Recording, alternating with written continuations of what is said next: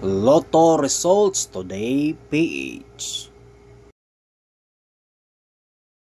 Welcome po sa ating 2 p.m. Lotto Results Today, November 19, 2024. Araw po ng Martes para sa ating 2D Lotto at 3D Lotto.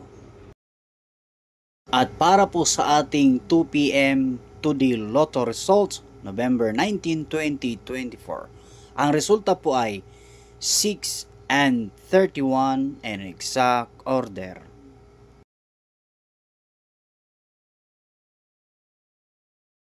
At para po sa ating 2 p.m. 3D Lotto Result, November 19, 2024. Ang resulta po ay 0, 6, and 8 in exact order.